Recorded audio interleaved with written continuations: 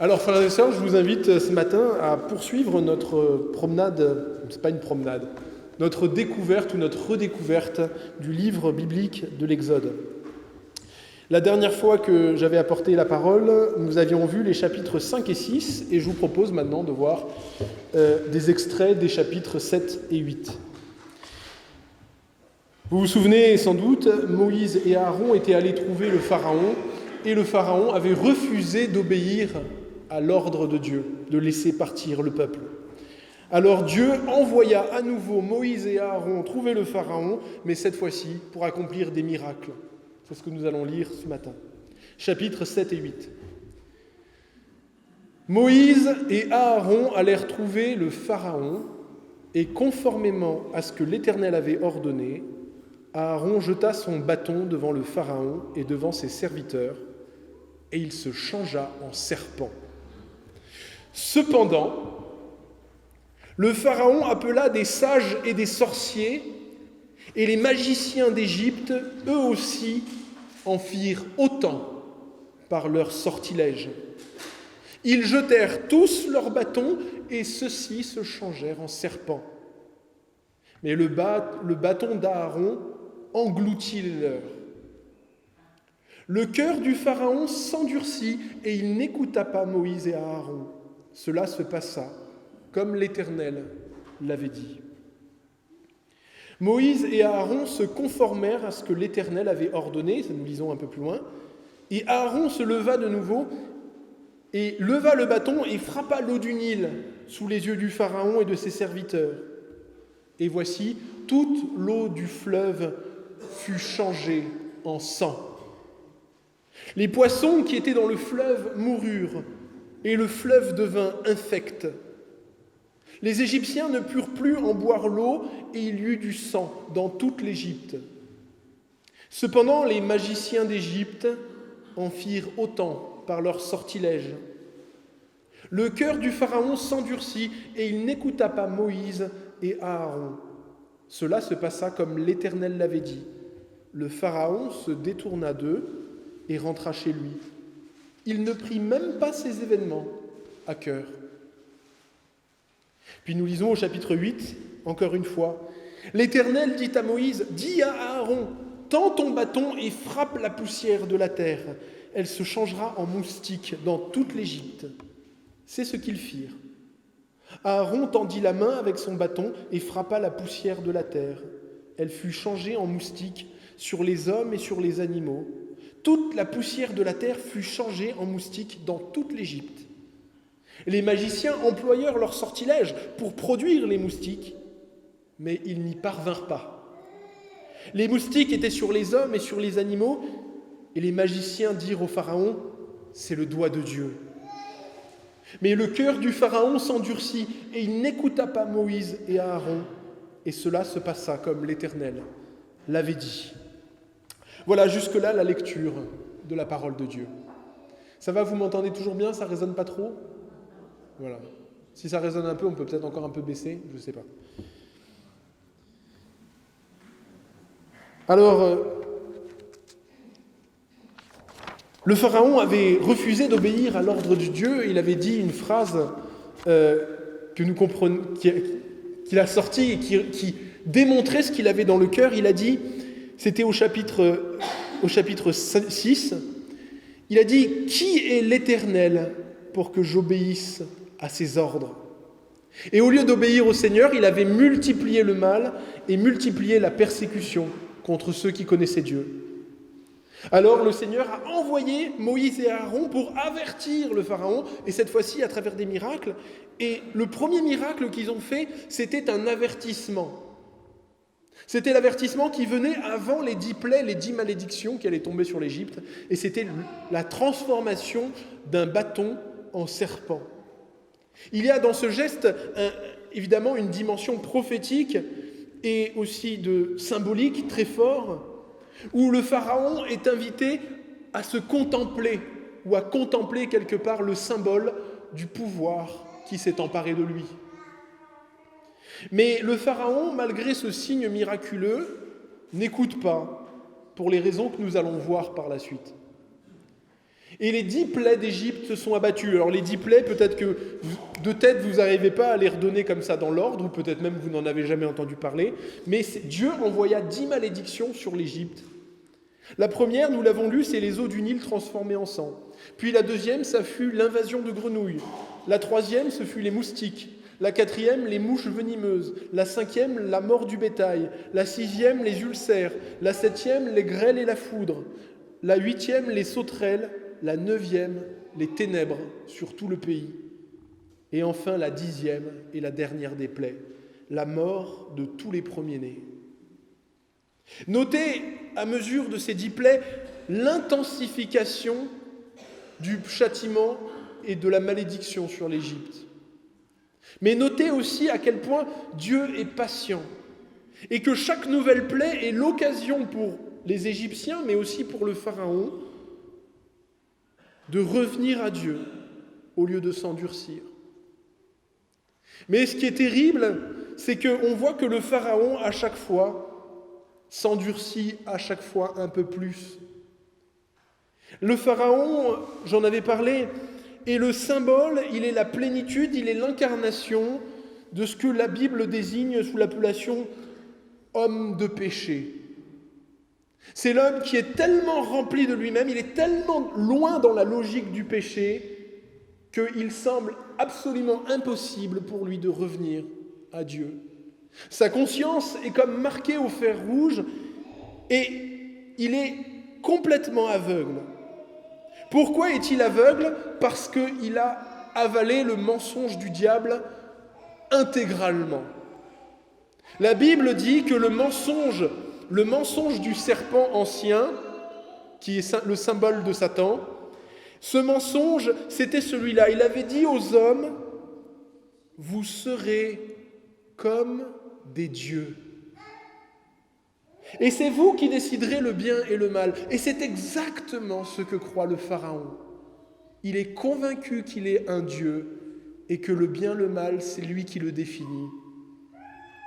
Il croit vraiment que ses propres désirs sont des ordres et que pour ça, il est prêt à sacrifier tous les autres pour parvenir à satisfaire ses désirs et arriver à ses fins. À ses yeux, tout ce qu'il fait est toujours bien. Il n'a jamais tort. Pour revenir de là, il lui suffirait simplement à un moment ou à un autre de dire à Aaron et Moïse, « Écoutez, je me suis trompé. J'ai pris l'Éternel pour ce qu'il n'était pas. Je demande pardon à Dieu. » Et les malédictions se seraient arrêtées. Mais il ne l'a pas fait. Et la Bible nous dit que le monde dans lequel nous vivons, la société même dans laquelle nous vivons, est remplie de petits pharaons et de petites pharaones qui rejettent le règne de Dieu et qui refusent, au prix de leur propre malheur, mais aussi du malheur des autres, de courber la tête devant leur Créateur.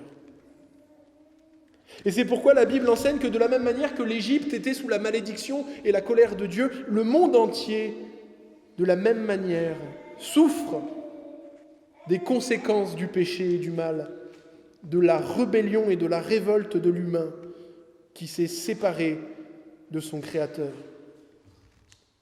Et Dieu envoie le malheur et la malédiction ici, dans ce contexte en particulier, dans un but salvifique, c'est-à-dire pour sauver. Dieu ne prend pas plaisir, il le dit dans la Bible, il ne prend pas plaisir à la souffrance du méchant. Il ne prend pas plaisir à voir celui qui fait le mal être détruit ou être puni. Mais il ne peut faire autrement. Dieu est Dieu et il manifeste à travers sa malédiction pour rappeler à l'ordre et manifester qu'on ne peut pas se moquer de lui impunément. Il est le Dieu véritable et le Dieu saint. Regardons la première malédiction, le premier miracle ou signe que Dieu donne ici à l'Égypte. Il est frappant de la justice de Dieu et de son amour pour ses créatures. Rappelez-vous qu'au tout début de l'Exode, il est dit que Dieu avait vu comment les Égyptiens avaient pris les enfants, les nouveau-nés mâles des Hébreux, et les avait tués en les jetant dans le fleuve. Et Dieu choisit le premier signe. Son premier signe, c'est le Nil qui se change en sang. Comme pour mettre les Égyptiens en face de la gravité de leurs actes. Vous avez jeté des enfants dans le fleuve. Vous êtes des hommes de sang. Et Dieu ne rigole pas avec la mort des innocents.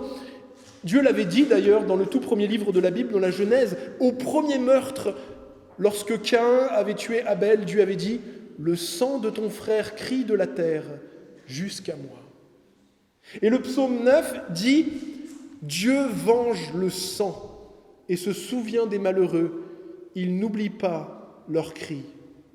Ça, c'est un avertissement. Dieu maudit particulièrement les nations, les civilisations, les sociétés qui célèbrent en grande pompe les meurtres de milliers de fœtus, de nourrissons ou d'enfants, ou qui cherchent à convaincre les handicapés, les dépressifs ou les personnes séniles qu'ils coûtent cher à la société et que finalement on serait mieux sans eux, allant parfois même jusqu'à ne pas leur laisser le choix.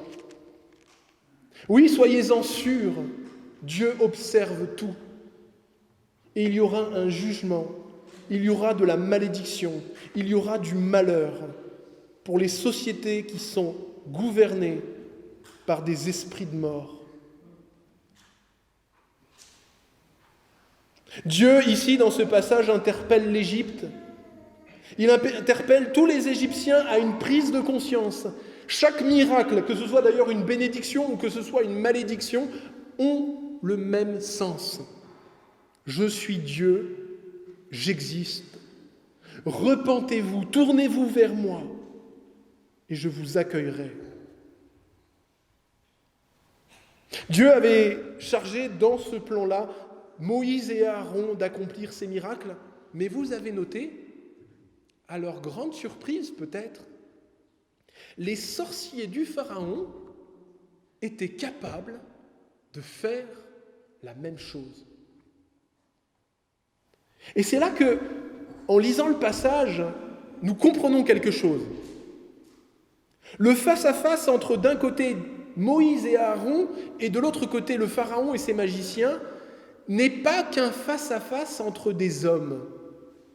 Il est un face-à-face entre des puissances spirituelles, entre des entités spirituelles qui sont chacune derrière ces hommes et qui agissent à travers eux. D'un côté, Yahvé, le Dieu créateur, et de l'autre, des démons se déguisant en Dieu de l'Égypte. Et là-dessus, quelle que soit votre opinion sur la question, la Bible présuppose dans toutes ces pages, du début jusqu'à la fin, qu'il y a bien un monde spirituel qui existe et que nous ne pouvons pas voir. Et c'est un monde complexe, inaccessible au sens et à la vue, mais qui fait partie intégralement de nos réalités. Ainsi, l'apôtre Paul écrit en Éphésiens au chapitre 6 « Nous n'avons pas à lutter contre la chair et le sang, mais contre les dominations, contre les autorités, contre les princes de ce monde de ténèbres, contre les esprits méchants dans le monde spirituel. » Et la Bible nous dit en effet que, à l'origine de la chute de l'humanité, il y a effectivement des puissances angéliques, des anges, des créatures spirituelles, dotées d'un libre arbitre et qui ont déchu, c'est-à-dire qui se sont séparés de Dieu. Et les démons, c'est cela, ce qu'on appelle les démons dans le langage populaire ou dans le Nouveau Testament, c'est ça. Les démons, c'est des anges, mais qui sont en guerre contre Dieu. Et ils sont capables de se manifester par des apparitions trompeuses et de faire des manifestations paranormales. Ces créatures n'ont aucune chance d'obtenir le pardon. Parce que malgré la patience dont Dieu fait preuve également à leur égard, elles sont pires encore que le Pharaon. Elles sont incapables de repentance. Et leur défaite est certaine. Alors elle se livre à ce qu'elle faisait depuis le départ, c'est-à-dire tromper les hommes. Elles sont fortes pour cela. Mais notez bien qu'ils ne trompent pas les hommes en leur donnant des désirs nouveaux. Ça, ils en sont incapables. Mais ils trompent les hommes en les confortant dans leurs mauvais désirs et dans leurs erreurs. Et ils sont capables, ces puissances, de semer une sorte de confusion spirituelle, comme une sorte de brouillard de guerre, pour que ceux qui ne veulent pas chercher Dieu, pour que ceux qui ne veulent pas le connaître, pour ceux qui ne veulent pas le reconnaître, ne soient pas interpellés et ne le fassent pas. Et c'est exactement l'exemple que nous avons ici avec le Pharaon. Le Pharaon, certainement, lorsqu'il a vu Moïse et Aaron faire ce miracle, a dû un court instant être interpellé. Il a dû au moins se sentir déstabilisé. Il avait posé cette question, qui est l'Éternel? Et voilà qu'il a une réponse. L'Éternel est un Dieu qui existe, capable de faire des miracles. Alors peut-être s'est-il dit, après tout, le Dieu des Hébreux est peut-être vrai. Peut-être que ses ordres méritent d'être obéis. Mais quand il a vu que ses propres magiciens et ses propres sorciers étaient capables d'en faire autant, il était rassuré. Voilà, tout ça, c'est que de la magie. C'est de la magie, tout est de la magie. C'est une explication qui lui a plu et qui l'a conforté. Quand je parle de la magie, je parle ici de la vraie magie, pas de la prestidigitation, ça c'est chouette la prestidigitation. Non, la vraie magie qui est le fait de manipuler des puissances spirituelles à travers des invocations et des rites dans le but de servir ses propres désirs. À condition, bien sûr, toutefois, d'en payer le prix. Dans l'Antiquité, et les anthropologues et les historiens nous le disent, toutes les religions païennes sont magiques. On sacrifie à un dieu, on fait un truc, et on attend qu'il fasse quelque chose en échange, et on peut presque l'attraper, le bloquer. On fait du marchandage avec les dieux.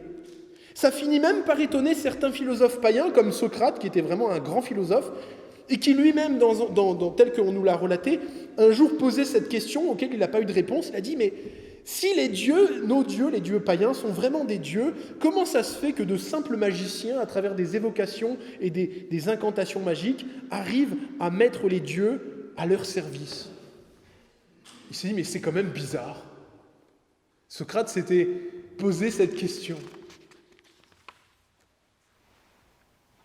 Mais pour la plupart des gens de l'époque, tous les païens en tout cas, la question ne se posait pas parce qu'ils voyaient que dans toutes les religions, ça marchait pareil. Et voilà, ça rassure le Pharaon.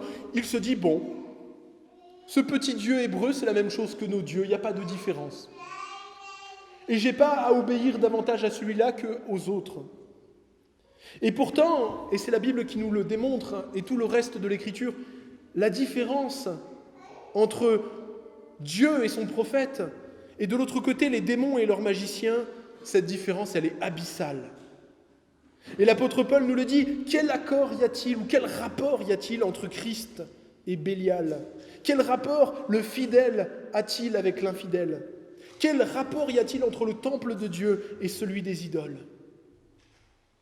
Mais cela, le monde déchu, avec son intelligence souillée par le péché, même avec la vérité devant les yeux, parce que la vérité sera devant les yeux du Pharaon, il verra que ses propres magiciens seront incapables de produire les signes, tous les signes que Dieu est capable de faire.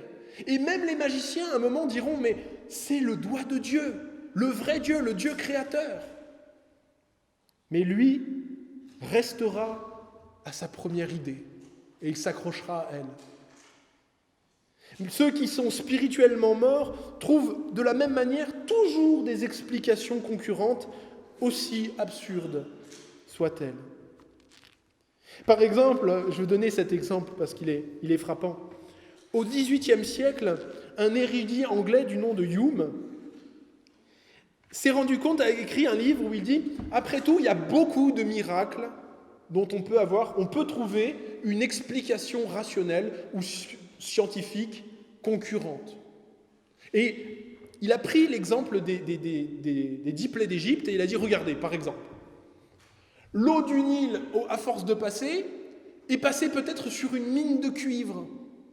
Et donc ça a donné une couleur rouge en fait, et ça a donné un goût un peu métallique à l'eau, et ça a tué les poissons, ça a fait sortir ensuite les grenouilles, et les grenouilles sont mortes, et ensuite il y a eu les mouches qui ont pondu, et qui se sont multipliées, et voilà, et ainsi de la même manière, tout peut s'expliquer scientifiquement. Il n'y a pas de miracle dans ce passage. Tout est explicable. Et beaucoup de nos contemporains ou des hommes dans l'histoire ont par rapport à la magie ou à la science le même rapport qu'avait le pharaon en fait. Ils ont le même rapport au monde scientifique que le pharaon par rapport à ses magiciens. Ils se disent, si la science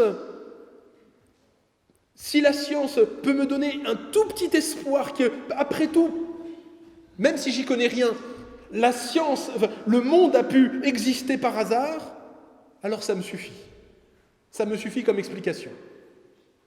Si on le dit, il y a 0,00000000001% de chance que le monde ait été créé par hasard, ah bah ça me suffit. Ah, il y a quand même une chance.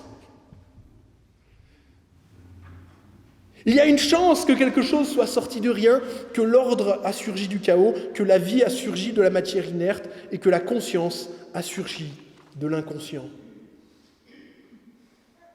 Et quand on y réfléchit, pourtant scientifiquement, toutes ces choses avancées, même par des grandes autorités scientifiques, n'ont pas le moindre sens. Pas le moindre.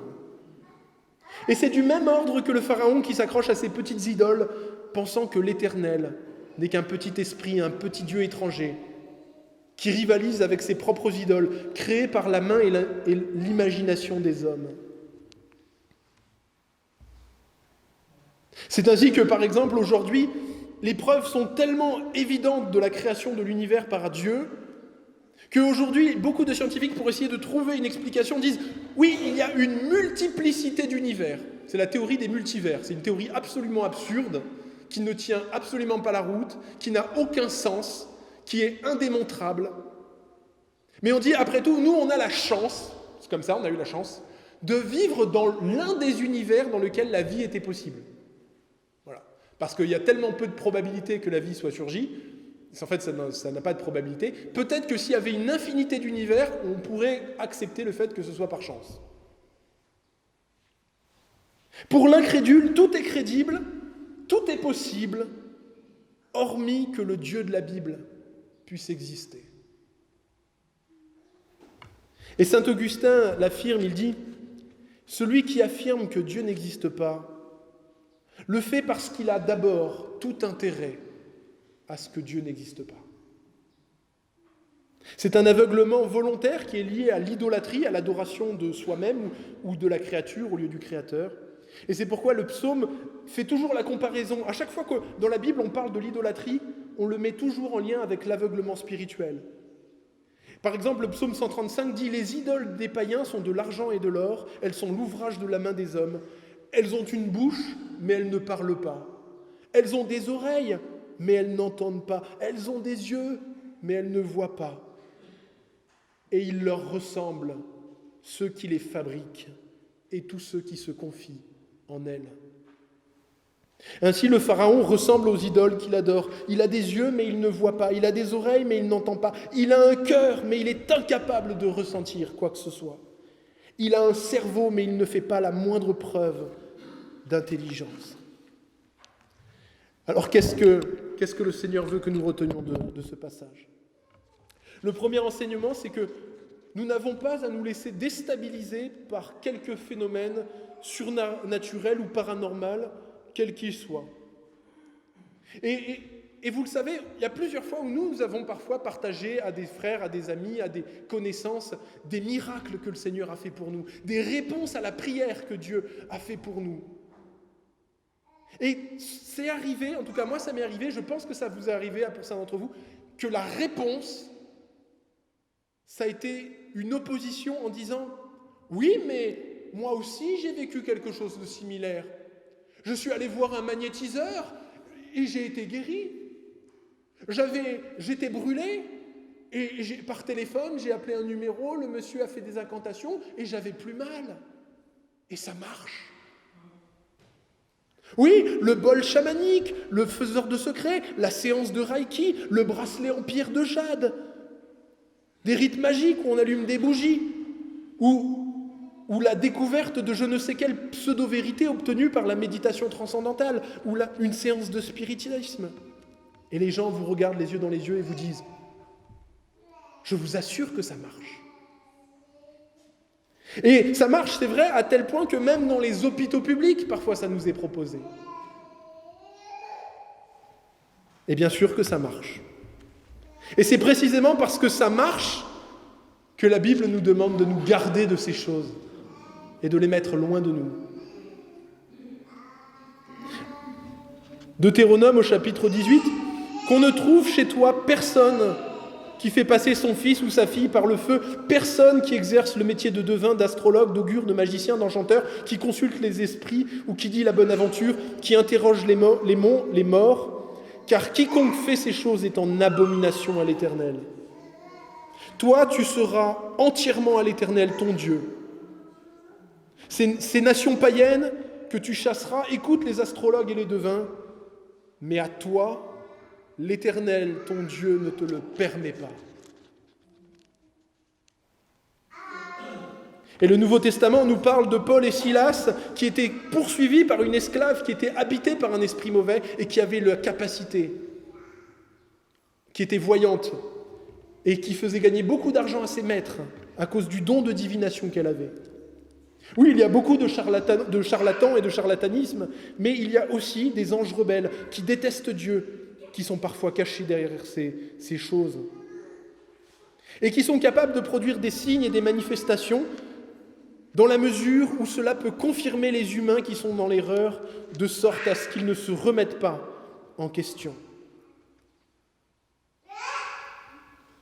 Oui, parmi les miracles et les phénomènes inexplicables, il y en a qui viennent du Dieu vivant, mais il y a aussi des contrefaçons et des imitations qui sont des manifestations démoniaques. 2 Corinthiens au chapitre 11, verset 14, « Satan lui-même se déguise en ange de lumière ».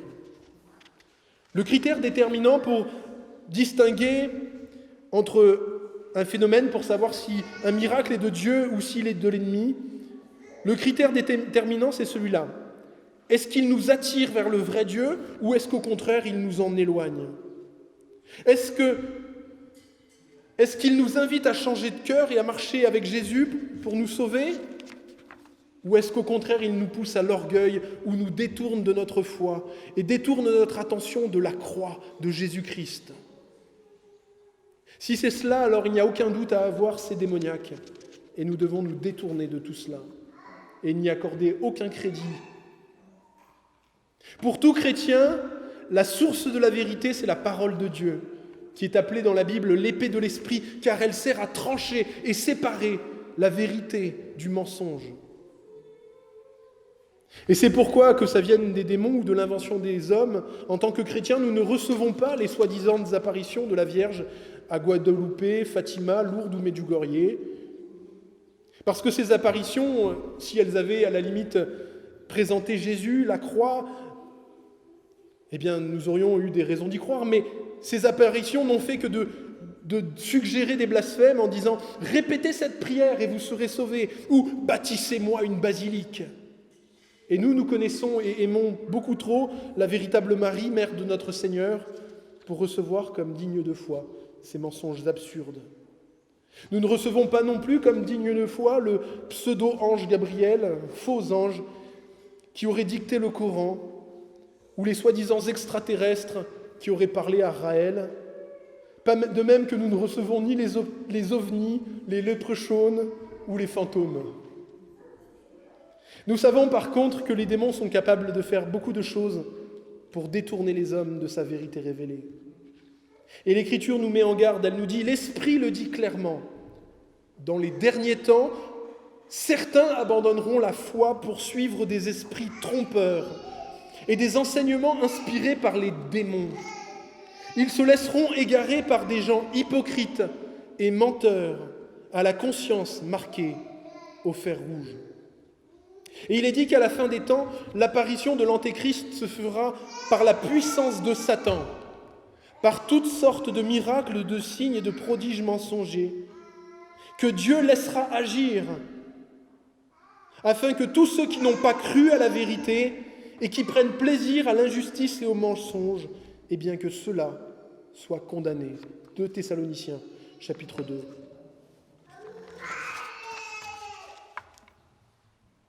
Nous nous confions en Dieu. Ce même Dieu qui a agi par Moïse et qui est encore vivant, qui a fait des miracles et qui fera des miracles jusqu'au bout. Il est le seul capable de créer la vie, il est le seul capable de ressusciter un être humain d'entre les morts. Et c'est pourquoi la résurrection de Jésus est présentée pour le signe parfait et ultime, nous prouvant que c'est bien Dieu qui était derrière. Parce que Dieu est aussi le seul capable de prophétiser des événements sur des milliers d'années. Et notre Dieu, celui à qui nous prions, entend nos prières. Et parfois même, c'est au moyen de frères ou de sœurs qu'il agit au milieu de l'Église.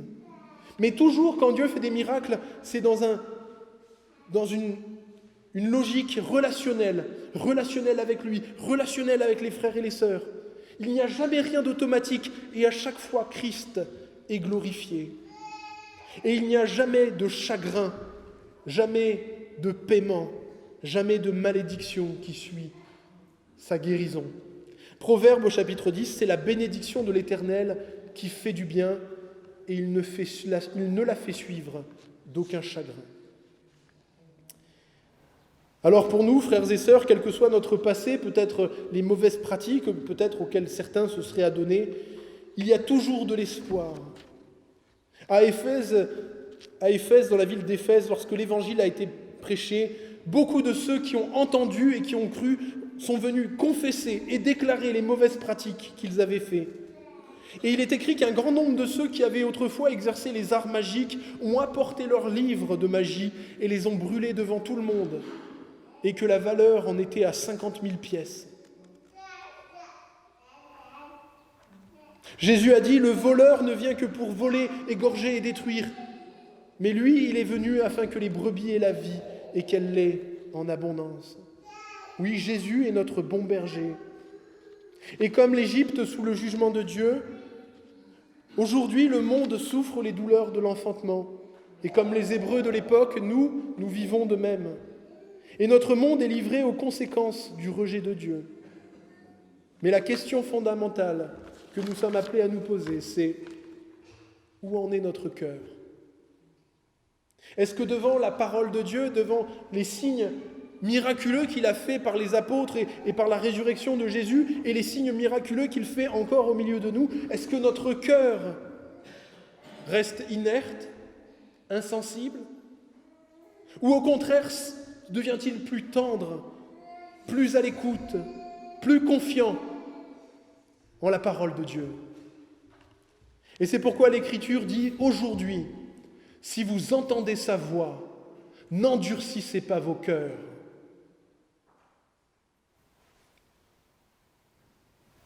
Celui qui est né de Dieu se garde lui-même et le malin ne le touche pas. Nous savons que nous sommes de Dieu et que le monde entier est sous la puissance du malin.